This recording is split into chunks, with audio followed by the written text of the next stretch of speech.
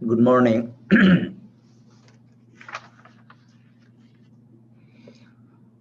Om Asatoma Sadgamayo Tamasoma Jyotirgamayo Mriturma Amritangamayo Om Shanti Shanti Shanti.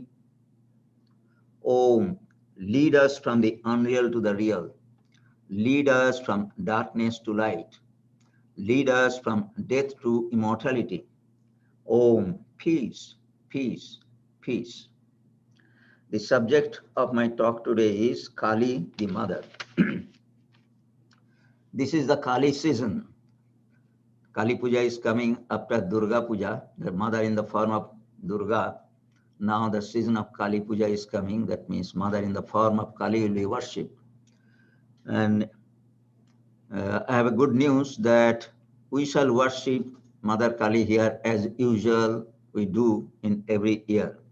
But unfortunately, because of the virus situation, we are not inviting any devotee to attend it in the auditorium. But very recently, we have got a gift of what is called video camera.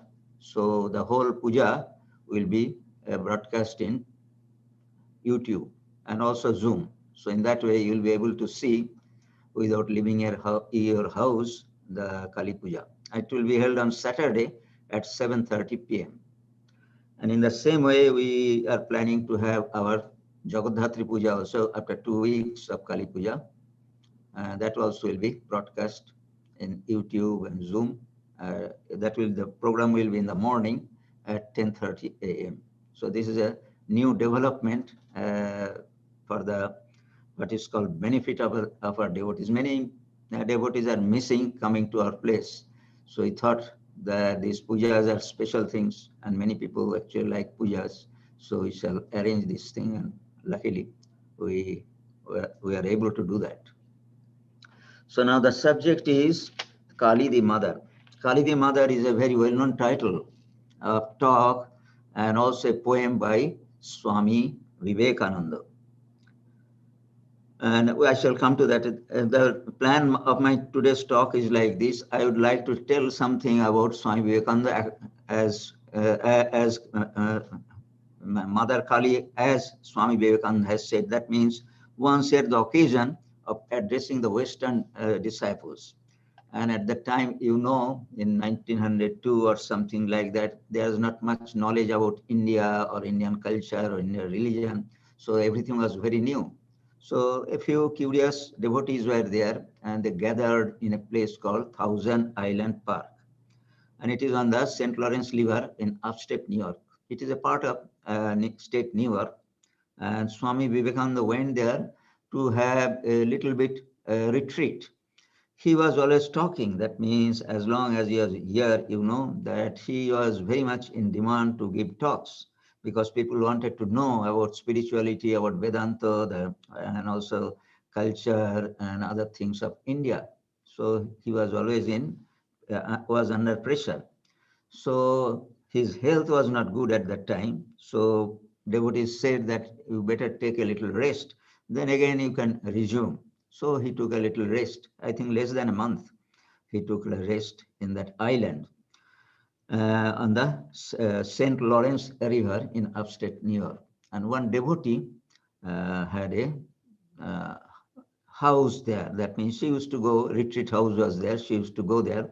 So she actually gave that house for his rest.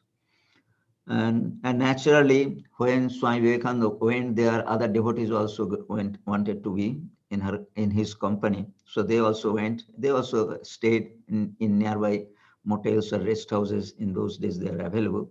So in that way, just to have the company of Swami Vivekananda, they went there. And Swami Vivekananda thought that it is a good opportunity to talk about spirituality because he is a spiritual person and they also are eager to know. So he arranged, after breakfast, he used to give a talk. And those talks were written down in shorthand by one devotee. Her name was Miss Waldo. And she penned down them and later on, after a long time, that means after the passing away of Swami Vivekananda, he retrieved them, and then it was published in the form of Inspired Talks, and very beautiful book. That means it itself gives inspiration. Inspiration in a sense that when Swami Vivekananda gave the talks, he was really in a high spiritual mood. And it is said that once he had a deep spiritual experience in the Thousand and Elpan when he was doing meditation on the outskirts of the house under a tree, oak tree probably, and that he had a high experience. So in that way, the whole book takes up to a realm of spirituality if you go through that. And there was an occasion when he gave a talk on mother, divinity of motherhood, or God as mother. So I'd like to go through that, and also a little bit explanation might be necessary, just I shall paraphrase. So this talk was given by Swami Vivekananda on July 2nd, 1895. So this was during the first visit. That means we have still not gone back to India and come back. So it was during the first visit when he attended the Parliament religion. He was still continuing his stay here. So in that way, it was given during that period. So he's saying Shaktas worship the universal energy as mother, the sweetest name they know. For the mother is the highest ideal of womanhood in India. So Shaktas means that those who are worshipper of Divine Mother, mother in the form of, the female form of God, you can say. That means God is mother and female, but in India, female means mother. That means wife is there, daughter is there, all other what is called aspects of feminine is there, but the most respected and exalted form of divinity in the form of woman is mother. And that is a tradition for a long time. And those who worship God as Divine Mother are called Shaktas. Shakti, Shakta. Shakti means power, and he will explain why actually mother is called what is called divinity, embodiment of Shakti, that means power. When God is worshipped as mother, as love, the Hindus call it as a right-handed way, and it leads to spirituality, but never to material prosperity. So God has two aspects. That means that means motherhood of God, or the Shakti aspect of God, has two aspects. One is the benign aspect, good aspect, which is love. And there is another aspect also which is destructive, and it is called what is called it is destructive aspect, and it is we call Kali or some other forms that has come down to us through tradition. So God is worshipped on his terrible side, that is in the left-hand way. It leads usually to great material prosperity, but rarely to spirituality. So there are two aspects of this divinity. One is good aspect, and another is bad. Bad means destructive. That means that aspect is not really what is called destructive, annihilation, because creation, preservation, and annihilation is continuously going on. So God is associated with the three aspects. So we cannot really separate God from the three aspects. So when it is in the good aspect, it is called what is called mother, and naturally the left-handed is called destructive aspect is there. Then different name is there of Divine Mother. So he is saying that by worshipping the benign aspect, one gets spirituality, and by worshipping the destructive aspect, one gets material prosperity. So there are many Shaktas who worship Divine Mother in the left-handed form to get prosperity. That means they get maybe money or fame, name, fame, all the things that really desire, they can get that. And eventually, about this left-handed way, Swami Vivekananda is saying it leads usually to great material prosperity, but rarely to spirituality. And eventually, it leads to degeneration and the obliteration of the race that practices it. If a group of people practices that naturally, they they go away from spirituality and they really slowly degrade. So we see that in case of Sri Ramakrishna, he definitely addressed Divine Mother as Kali, that means Bhavatarini, but his worship was love, that means motherhood of God. So naturally, he had the highest realization of spirituality, that means Divine Mother's revelation. Not only that, other revelations came to him. So we see that right-handed worship is the best worship for spiritual seekers. But it doesn't mean that there are definitely many people who will love to have what is called prosperity and other things, because there are many desires. People are full of desires, so they want to fulfill those desires. So they also can worship Divine Mother, but that will be called left-handed, and, uh, and, and that brings prosperity. Now, Mother is the first manifestation of power and is considered a higher idea than Father. So this Swami Vivekananda said, though definitely father and mother both are important, but the motherhood of God is more important. So why? With the name of mother comes the idea of Shakti, divine energy and omnipotence.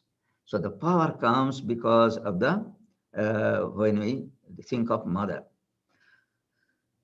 Just as the baby believes its mother to be all powerful, able to do anything. So we have from the childhood the conception that mother can do anything. A child always thinks that mother is all powerful.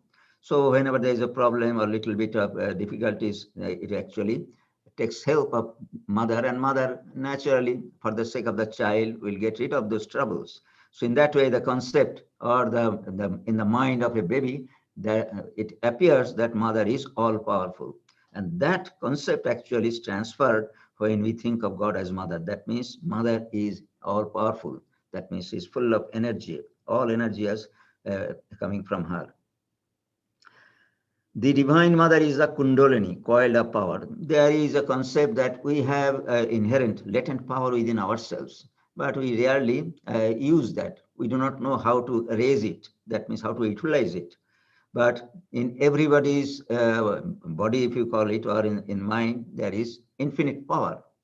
So that is called Kundalini, coiled up power. Coiled means, coiled means, that means it is not really active, inactive power. Sleeping is, the Kundalini is sleeping in us. Without worshipping her, we can never know ourselves. So spiritual knowledge, that means it requires what is called a very strong exertion. That means you cannot really have spiritual reaction without full-time concentration or full concentration. That means power of the mind needs to be collected, and then actually it has to be diverted to the spiritual practices. So that is actually, so by propitiating, that means with the help of that mother, we can really attain to self-realization.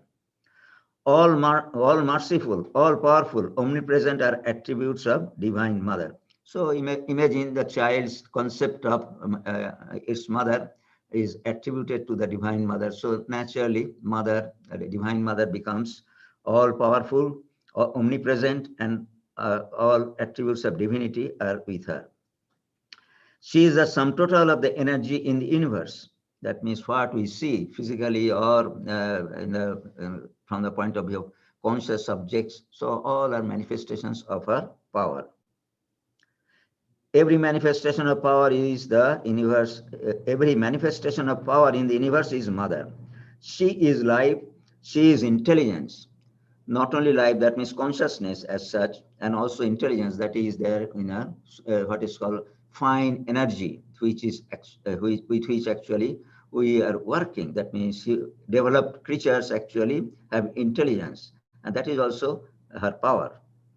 She is love. She is the universe, yet separate from it.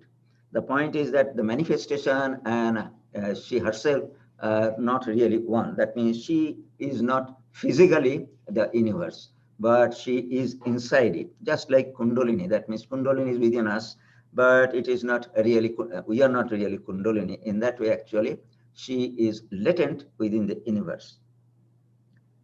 She is the universe yet separate from it. She is a person and can be seen and known. Then it comes to the what is called duality. That means if you think of her, you can see her form, and then actually she can be known. So Swami Vivekananda has given the example as Ramakrishna saw and knew her. So with intense spiritual practice, it is possible to see her in form, the form that we conceived in our mind. That means our chosen ideal, if you call it, that in that form we want to see. So it is possible to see her in that form. So established in the idea of mother, we can do anything. She quickly answers prayers. So this is what is called a gist of Divine Mother, who is Divine Mother and what she can do. You probably know that before Rama, incarnation of God, all powerful, and he also worshipped Divine Mother in the form of Durga. That before what is called waging war with Ravana. And not only that is one case, and that tradition is still continuing with the Durga Puja, which was done by Rama, remembering that occasion. And in case of Kurukshetra war also, you see, Sri Krishna asked Arjuna to worship Katyayani, that means Divine Mother in the form of Katyayani, and he did that. And that is why we think that power came, and in that way they won, Pandavas won the war.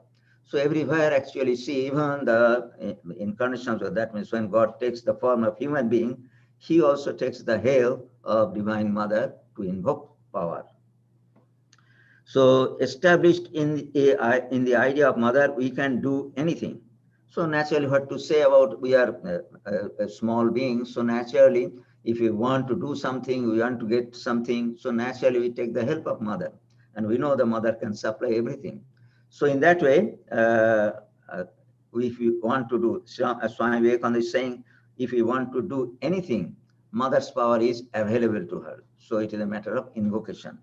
She quickly answers prayers. That means she is really, when God is addressed as mother, her action, that means God's action becomes imminent. It will come immediately. Then he is continuing, she can show herself to us in any form at any moment. Divine Mother can have form, rupa. Rupa means form. That means we have form. That means physically we can see that we are each other. We can see. That means by sight it can be seen. So that is called rupa, and also name, and also a name without form. So these are the three aspects that we see. Name means with the name, the form is really related. Name and form go together. If there is a form, there must be a name. And if there is a name, there must be a form. You cannot imagine anything which does not have, if you cannot imagine any form without name. And you cannot really imagine any name without any form. So they actually are related. But you see, the problem is that God we do not see, but God has name. So in that, we have half of the thing with us. So that is why we take the name of God so that we can see his form also. So if we have seen the form of God, there is no necessity of knowing the name. Automatically the name will be associated with it. But it doesn't happen in that way. We are always eager to see the form. That is why we take the help of the name. Because name and form go together. Half portion we are seeing, we can perceive the half portion is with us. So with the help of the half portion, actually, we try to make it full. So this is a concept of what is called meditation or a spiritual realization. So she can show herself to us in any form at any moment. Moment means, in a sense, an intense moment of spirituality. God can be seen for a prolonged time. That means you are doing meditation, probably God will appear and you can really remain, continue to see God's form and all those things for a long time, forget everything. This can happen. I'm telling from the point of view of the experiences of the saints and sages who have experienced God. And at the same time, it may happen, probably your mind is not really that much controlled. So in a flash, actually, it may come and then it may go. That had happened in a story we find in the Puranas, that Narada was a sage and he was a lover of Lord Vishnu. and he had the vision of Lord Vishnu. But it so happened that's like a jhanki. In Indian term, it is called jhanki. That means in a flash he saw, and then actually he disappeared. So Narada was very much upset, and he was very much, he wanted to see the Lord for a long time. So he prayed and prayed. Then actually from the heaven, Lord Vishnu said that, well, I have shown you my form just for a second because you will always pine for it throughout your life. That means that is why I have to keep that desire to see me. I want you to have. That is why I am not showing you anymore. But of course, after death, you will come to me. All those things were there. So in that way, we see that God can be seen. That is according to our scriptures. God can be seen, and we can talk to him also. So as we worship her in her various aspects, we can rise to pure being, having neither form nor name. That means not only we can see, but we can raise ourselves. That means we shall become one with that form. That is also possible. It is like this. That means we know after death we have the soul, and the soul, we say, the merges into the form of God, whom actually we wish to see or we have associated with. In that way, we can become one with God. The sum total of the, Swami Vivekananda is giving one example, the sum total of all the cells in an organism is one person. That is from the scientific point of view, that is a concept. So each soul is like one cell, and the sum of them is God. And beyond that is the absolute. So this is a very simple analogy that Swami Vivekananda is giving, that all the cells that we have constitutes our body. So all the souls, that is individual souls, Atman, that we have, that means individual souls of human beings and all other creatures, consciousness of all conscious beings, if they are taken together, actually that will be form of God. And he's saying it is the sum total like one cell, and the sum of, let me repeat, so each soul is like one cell, and the sum of them is God, and beyond that is the absolute. So ultimately when we merge into God, that means when we realize our true self, that we are part of the greater what is called composition, which is God, and it is possible that we can have the experience of absolute also. That means we cannot see, we shall transcend the experience of form. That is also there.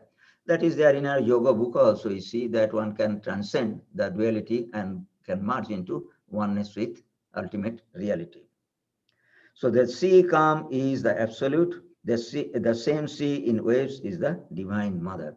So the similarity or the analogy is like this: when the sea is calm, it is absolute. That means it is not really working. We just see vast plain surface. But when it is actually there are waves and all those things, that is the water takes the form of the wave, maybe triangular or whatever it may be. Different types of forms are there, just like a mountain it comes. So that when it takes the form, so that is analogous to what is called divine mother. That means taking the form. Absolute is taking the form. She is time, space, and causation. God is mother and has two natures, the conditioned and the unconditioned. As the former, she is God, nature and soul. As the latter, she is known and unknowable.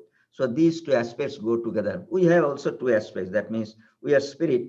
We do not know that we are spirit, but the spirit is working within us, and we see what is in form. We are really existing. So we do not know our true nature. So in the same way, actually, in what is called in a bigger picture, actually, the concept is like this. That means when he is conditioned, we can see. That means she has a form. But when she's unconditioned, actually she is absolute. Out of the unconditioned come the Trinity, God, nature, and soul. So the base is what is called the unconditioned. That means which is absolute. And out of that, just like a sea calmness of the sea, and out of that actually waves are coming. So in that way, God, nature, and soul. God means God with form. And nature means the created world. That means unconscious nature. That means what is called the wind, then air, wind and air same. So air, then earth, and all those things are part of the nature. So all those things come out of them, and soul, an individual soul. So the triangle of existence. So in that way, actually, from unconditioned, when it comes into the conditional state, it becomes God, nature, and soul. So this is the concept that we have, and the point is that Swami Vivekananda is giving how the mother concept has evolved and what is the basis of this concept. So all gods and goddesses have this type of concept behind that, and definitely motherhood of God is the manifestation aspect of the divinity. So in that way, it is conceived. Now the final saying is this: a bit of mother, a drop of Krishna. So a bit of mother means God when he incarnates as a human being. So it is Krishna. So that energy, that means if we call it wave, from the sea, a wave has been formed. So it has taken the form of Krishna. That means it is divinity, but it's taken the form a bit. The sea is so vast, but a wave is so small. But compared to human beings, it is great. So in that way, a drop, Swami Vivekananda is saying, a bit of mother, a drop was Krishna, another was Buddha, another was Christ. The worship of even one spark of mother is our earthly mother leads to greatness. That means we have our what is called we are born of mother, so even worship of that mother also is a sort of spark of worshipping of a spark of that divine mother. So Swami Vivekananda's last sentence is, worship her if you want love and wisdom. So worship your physical mother if you want love and wisdom. In fact, Swami Vivekananda was a great what is called respecter of his own mother. I shall tell you one story on one occasion. After he has become a very famous person, that means towards the end of his life, you can say. So his mother, Bhuvaneshwari Devi, just occurred to her that once my son, that means when he was a baby, he was sick, and he actually prayed to Mother Kali. And at that time, Kalighat means, that means on the southern part of Kolkata, there is another Kali temple. I shall talk about that. That was there. And in those days, that was a very famous, and people used to go there. So she actually made a vow that if my child gets cured, she will take the child to the mother's temple and make him lie down on the ground and roll on the ground in front of the image. So it is a sort of what is called propitiation, you can say. So in that way, she made a vow. But unfortunately, when Swami Vivekananda, and that means her son, got cured, she forgot all those things. And throughout the years, actually, she forgot that it occurred to her once. And then when Swami Vivekananda has become such a big person, mother actually outlived him. So he told Swami Vivekananda that, well, in your childhood, once you are sick, and I had made a vow that if you get well, I shall take you to the Kali temple, and then I shall make you roll. That means as a part of the respect, you will roll in front of the deity. And Swami Vivekananda immediately actually agreed to do that. That means you can imagine such a person who stood at Chicago and still the lecture actually rings in our ears. He followed the mother and went to the Kali temple. And in front of the public, it is not a private affair. In front of the public, actually, he obeyed the desire of mother. That means he rolled down in front of the Mother Kali's image. That means on the floor, actually, he lied down and rolled over there. So the point is that worship her if you want love and wisdom. So that shows his own respect, his own love and respect for his own mother. And he says that I am here or I am like this because of my mother, because mother has actually always supported, given the energy or power to him. So this is Swami Vivekananda's observation, and it is very helpful because he addressed this small, what is called, shared this observation with the Western disciples who are completely, by seeing the image of Mother Kali, everybody will be surprised, and some will be very much afraid. So there will be different types of reactions. They will not understand it. So this is the simple way of explaining what actually mother represents. And it is very concise and to the point. Now, we see that that means the followers of Sri Ramakrishna and Swami Vivekananda, has much association with Divine Mother. Not only Divine Mother, but Divine Mother in the form of Bhavatarini, that means the Kali temple where Sri Ramakrishna did his worship. So a little bit about the Kali temple and how actually it came and how actually Sri Ramakrishna got involved. And all those things are really worth knowing. Now actually thousands of people visit the temple every day, and it has become so famous.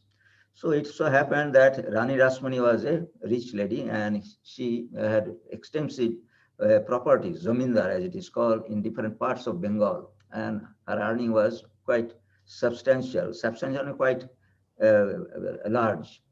And unfortunately, he was not in good terms with the British rulers at that time, because the laws and rules and regulations that used to be imposed on the people, she thought that they are very what is called obstructive.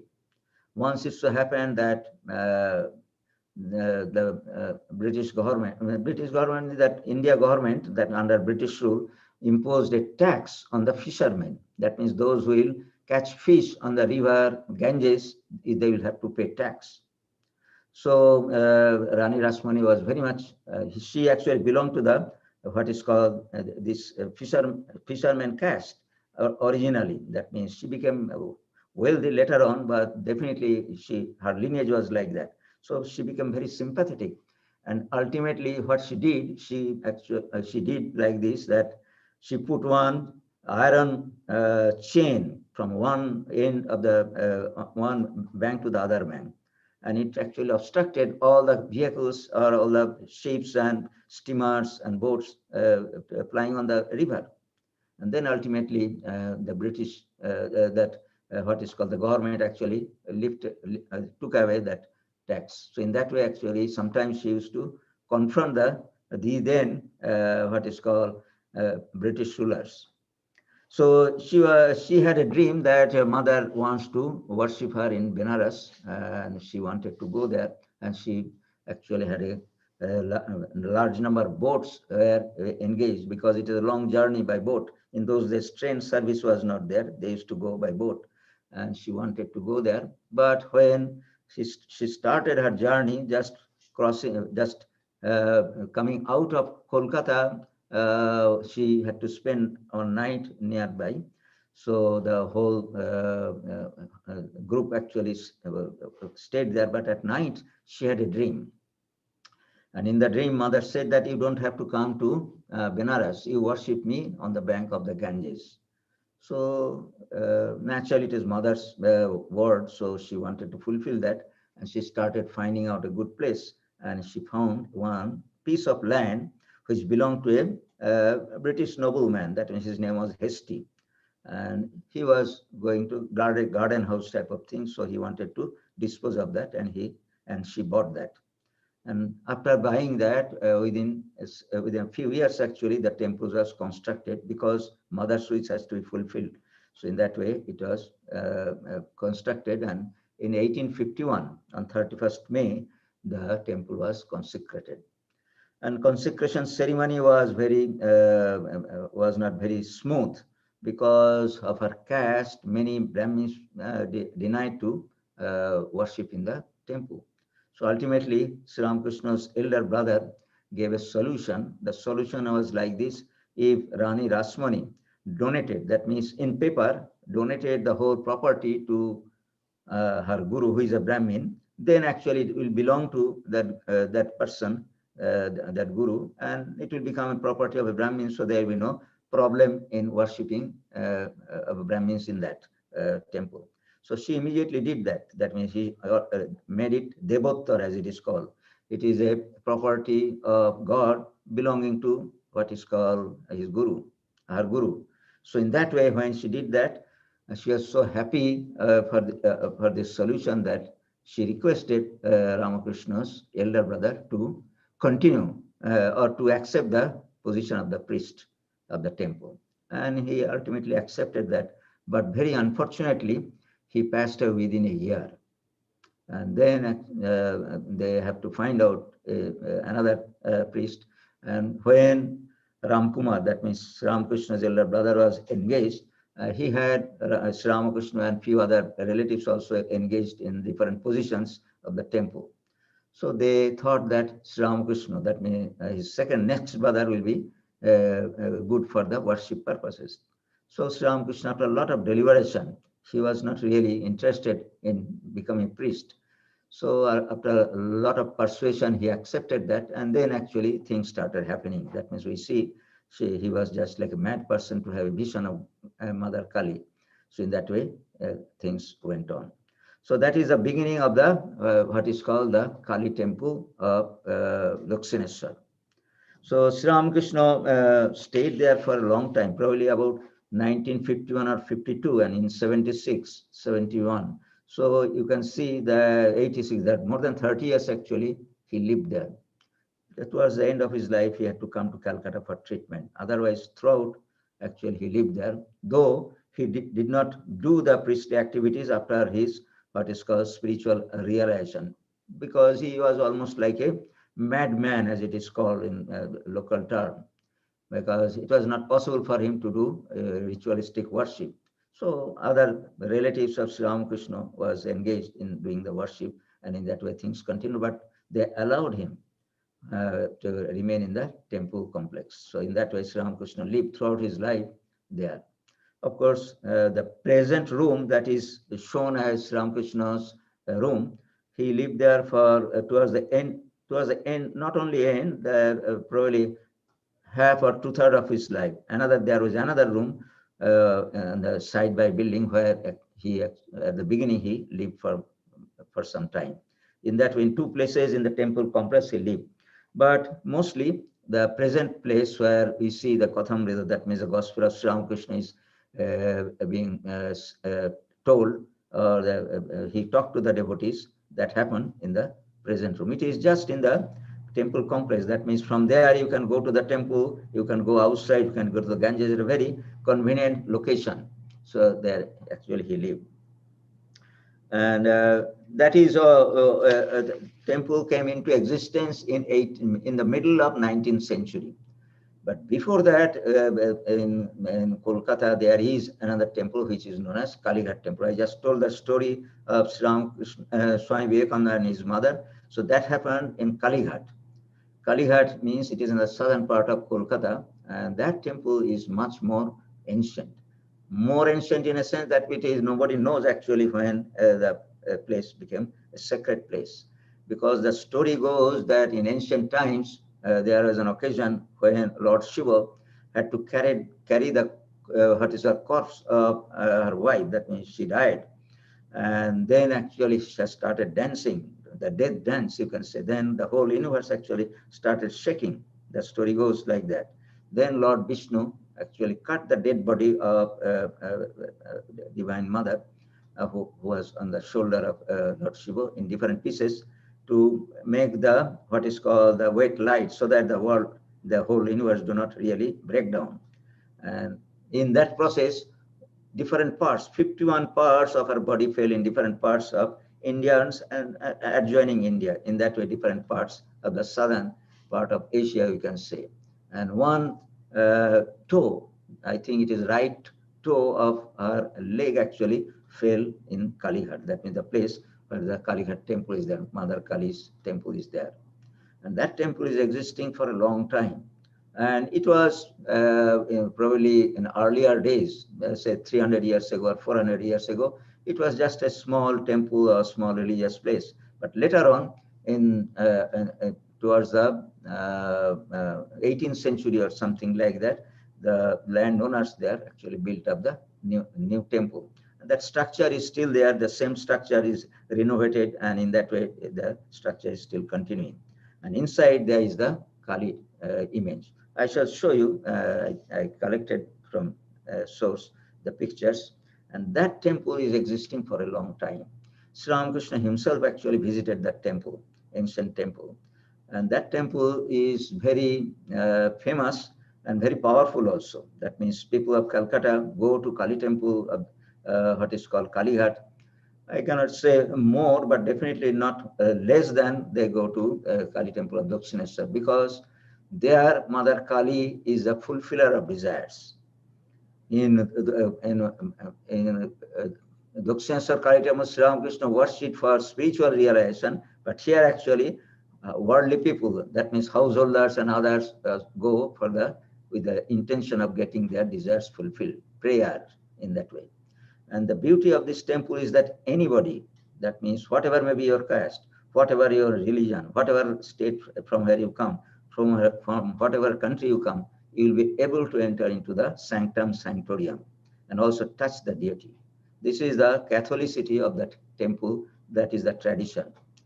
So in that way, we see that temple is really very conspicuous, and many people have visited that. And as I told you, Sri Ramakrishna, Swami Vivekananda, and not only probably all notable Bengalis have visited that. Even nowadays, the important personalities go there to have darshan and touching the image that is there. So there is a little bit story behind that. That means the image of Kali in this temple is unique. It does not follow the pattern of the Kali images in Bengal. The point is that it has got a very long tongue. In the last talk, I told about a Raktabijo who actually, what is called, wiped out the blood of that demon, Raktabijo, and as if drank the blood. So that probably that is the concept in the form of the Kali, that means the big tongue actually protruding outside.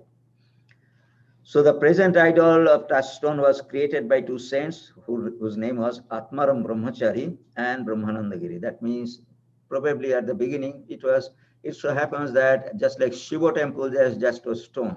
In the same way, Kali temple also might be a pitcher or something like that. In that way, it is being worshipped for a long time. And when people become more devotees come, probably there is financial, there is no money is available, then actually slowly images are made, temples are made, then probably not Mandi, that means the place for other activities are made, big kitchens are made. In that way, there are ups and downs in the life of a temple. So in that way, two saints, Atmaram Brahmachari and Brahmanandagiri, made the present present image. And they have three huge eyes. I shall show you the picture, and also very long protruding tongue made of gold, and also four hands which are also made of gold. That means hands are rarely seen because it's full of garlands and flowers and all those things, but the tongue is really very prominent. That means if you see actually maybe what is called, it is very fearful to look at, but still it is unique. Three eyes and the tongue are very prominently shown. So it is said that head signifies there are tools, that means that significance. One is the symbol of knowledge, another is the symbol of what is called cutting the ego, and all those symbolism is there. And there are two hands which actually are important for us. One is that don't be afraid. It is called Abhay Mudra. Another is called Baroda Mudra. That means I give you boon. That means whatever you want, I give. In that way, in two hands there are weapons, but in two hands actually there are what is called plain hands, which shows that don't be afraid. And another is I give you the boon. So in that way we see that Kali temple, Kalighat Kali temple also famous, and it is on the bank of the Ganges, but unfortunately the flow of the Ganges that used to be original, now it has moved away. That is why there is a little small canal that is passing by the near the temple at present. In that way it is called Adi Ganga, original Ganges. And there is another temple of Kali that is also very well known, and Sri Ramakrishna visited that temple. If you read Gospel of Sri Ramakrishna, you will see when Keshav Chandra Sen become ill, And Sri Ramakrishna was very much fond of, that means he liked Keshav Chandra Sen very much, and he used to talk and he used to visit him. And Keshav Chandra was a great respect, though he was a Brahmo devotee. But when Keshav Chandra Sen fell ill, that was incurable disease. He had tuberculosis. And when Sri Ramakrishna heard that he actually went to Divine Mother and prayed with tearful eyes. That means if Keshav passes away, with whom shall I talk? That means spiritual talks. He was so receptive. Keshav Chandra Sen was so receptive that Sri Ramakrishna liked to talk to him on spiritual matters. So ultimately, we see that Keshav Chandra Sen, he was also a great speaker. So naturally, in those days, there was a microphone. So that actually affected his health. And ultimately, he contracted tuberculosis. And Sri Ramakrishna heard that, he actually made went to the Siddheswar Kali temple. That is in the central Calcutta. And it is not too far from Swami Vivekananda's house. That means where he was born. And that temple is there from the early of the 19th century. And it has a history. And it was started by one Calcutta person. His name was Shankar Ghosh. And he actually established that temple, probably with he was also a quite wealthy person. And people of Calcutta actually goes there for the sake of, again, fulfillment of desire. That means Siddheswari. That means Siddheswari means the goddess of Siddhi. Siddhi means giver of boons or fulfiller of boons. So in that way, she is worshipped. And the peculiarity of this temple is that the image is made of mud. That means the earth. And it is changed every year. That means every year new image is made. That is one thing. And also what is called, there are auspicious days when people go there, and then they think that their prayers will be fulfilled. So Sri Ramakrishna went there and made a commitment. That means he made a vow that if Keshav is cured, then he will offer dab chini. Dab means green coconut and sugar. That is the simplest of the all offering. So she, Manath as it is called, that means he promised to Divine Mother that I shall offer this when Keshav gets cured. Unfortunately, Keshav passed on. That means he never recovered. So these are the stories associated with the Divine Mother or Mother Kali that is well known in Kolkata. So this Kali temple is known as Tontonia Kalibari. Tontonia is the name of that locality. And this was established, the Kalibari, it was established in 1703, but there is some ambiguity. So some people say it is probably 1803 in that way. And then, which is reconstructed. The Tontonia Kalibari has a small clay idol or image of Goddess Kali, which is reconstructed every year. And the temple also houses a small image of Lord Shiva also. And there are best days. Actually, Divine Mother Kali's good days, auspicious days are Tuesdays and Saturdays. So most people, or those who are very sincere, they go on those two particular days. And also Amavasya, that means the new, and on the days of new moon also, it is very auspicious to see, to visit Kali temple. So these are the Kali temples that Swami that is associated with Sri Ramakrishna. And towards the end of his life, Swami Vivekananda visited what is called Kashmir. His health was failing, so the devotees and brother monks told him to take a rest. So he went to Kashmir and Srinagar, and there actually he lived in the Dal Lake. That means there is a famous lake called Dal, D-A-L, Dal Lake, full of lotuses, I think, and also there are houseboats there. So he lived in a houseboat, and the devotees like Sister Nivedita was there, and other few devotees were there. They lived in another houseboat. In that way, he spent some time there.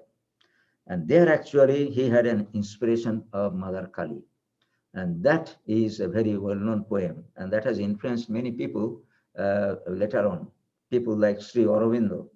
and also Subhash Chandra Bose. They are a great name in India. Aurobindo Ghosh, he was a spiritual person, and also he was in what is called a freedom fighter. That means at the beginning he was like that, but later on he renounced everything and became a very great spiritual personality by his own, and he was a very great scholar, philosopher also.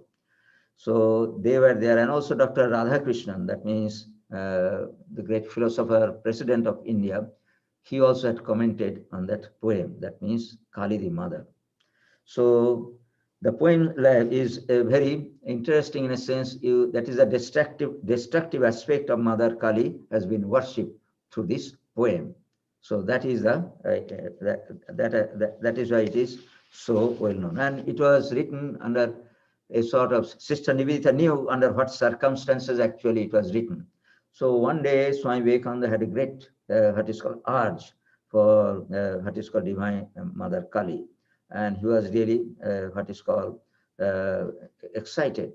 Then actually he sat down and took the pen and paper and then wrote down this poem. Then actually he was happy. That means he felt relieved. So in that way, this poem was written under great fervor. So the poem is like this: the stars are blotted out, the clouds are covering clouds. It is darkness, vibrant sonant. In the roaring, whirling wind are the souls of a million lunatics just loose from the prison house. So this is a description of the situation that is being conceived. Wrenching trees by the roots, sweeping all from the path, the sea has joined the fray and swirls up mountain waves to reach the pitchy sky. So it is a sort of tornado, we can say. That means the sky is dark and sea is what is called turbulent and all those things.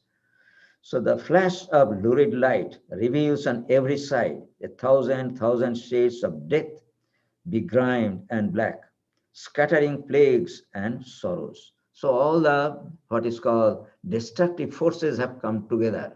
Not only the physical forces, but other what is called these diseases and all those things, pandemic diseases also have joined together. So in that a serious situation of death actually is being portrayed here. Scattering plagues and sorrows, dancing mad with joy. Come, mother, come, for terror is thy name. Death is thy breath, and every shaking step destroys a world forever. Thou, time in a, what is called in inverted comma, T with capital, all destroyer. Come, O mother, come. So time actually is a destroyer. That means as the time is passing, of course, things are created during the period of time, but actually, ultimately, because of time, actually things vanish. That means they get destroyed. So time is the symbol of Kala. Kala is it is called. That means when it is not really dormant, it is called Kala, and when it is really active, it is called Kali. That means great destroyer. So destroy a world forever.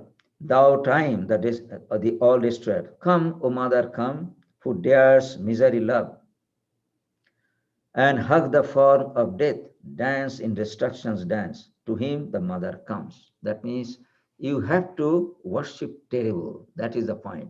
You cannot really escape terrible things. That means destroy and all those things. That is why Swami Vivekananda is saying that adore death, and that is the final form of all beings. That means all of everything. So in that spirit, actually, he composed this poem. So it has been said, as I told you, let me see if I have got the comments. No, I did not bring that. That means there are nice comments that were, okay, yes. The poem glorifies the goddess Kali, whom the Hindus associate with empowerment, that means power. In this poem, Vivekananda is worshipping the terrible form of goddess Kali. That means definitely that when you read this poem, actually you can imagine how terrible imagination, how what is called how the imagination can portray what is called a terrible scene. That means it is so terrifying. So Kali is portrayed mostly in two forms, the popular four-armed form and the 10-armed Mahakali form, which is the terrible form. So there are two forms. As I told you, those who consider love as a divine mother, for them Mother Kali is benign. But those who want desire, they fulfill, for him actually she is terrible. So two forms are worshipped. In the poem, he shows how the whole universe is a stage of the goddess's terrible and frenzied dance. In fact, our earth is a very secluded spot in the whole of the universe where actually the good things are happening, or the what is called the it is devoid of, there's a possibility of terrible things not happening.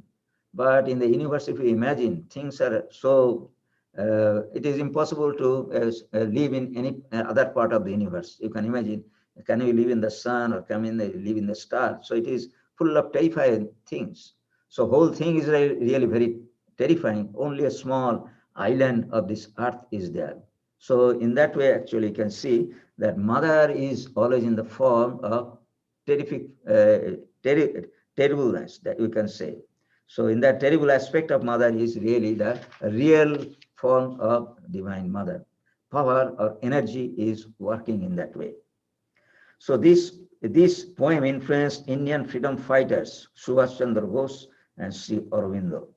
Sri Aurobindo used it as a basis of his Bhavani Mandir manifesto. That means he actually was a freedom fighter, and he has written many essays and other things on the aspect of freedom. So there is one manifesto, that means inspiring passages, which is known as Bhavani Mandir. And he said about the poem. That means he actually referred to this poem many times. The Shakti we call India, Bhavani Bharati, is the living unity of the Shaktis of the 300 million people. That means we, in a poetic form, we are descendants, or we are children of divine power. In that way, we claim. But she is inactive, imprisoned in the magic circle of Tamas, the self-indulgent inertia and ignorance of her sons. But she is very dormant. In a dormant form, she is within ourselves. So Dr. Sarvapalli Radhakrishna also has said about this poem, articulation and voice to that eternal spirit of India. That is, India is a child of divine mother. So if it is considering that all the children of India, all the citizens of India identifies themselves with as the sons and daughters of divine mother. So that also is reflected in this poem. So this philosopher, Dr. Radhakrishna, is saying that. So these are the different ideas associated with Divine Mother Kali. So we shall do the worship, as I told you, on next Saturday at 7:30 p.m. So please watch that worship. And it is very simple. Here it is simple. In many places, actually, it is very, very elaborate. That means it is done throughout the night. In Belur Math, actually, it will be done in that way. And what to say about in different established Kali temples. It is a great festival, and at the same time, what is called very serious type. That means those who do Kali Puja, and also the atmosphere of Kali Puja is really very sincere and what is serious. That means things are taken very seriously. Okay, so let us conclude with the benediction. Om Madhuvatarithayate Madhuk Saranti Sindhavaha Madhirno Santoshadhi Madhunakto Mutosasi Madhumat Parthivagang Rajaha Madhudaurastina Pita Madhumana Vanaspatihi Madhumagangastu Suryaha Madhirgavo Bhavantunaha Om Madhu Madhu, Madhu. Sweet by the winds and the oceans give forth blessedness. May the earths and plants bring us health and happiness. Sweet unto us with the nights and dawns. May every particle of Mother Earth be charged with blessings. May the heavens shower us with benediction. Sweet unto us be the noble forest trees. Sweet unto us be the shining sun. sweet unto us with all living creation. Om, sweetness, harmony, peace. Next Sunday, that is on November 15th, Ishodhananda will speak on prerequisite for meditation. So that is next Sunday,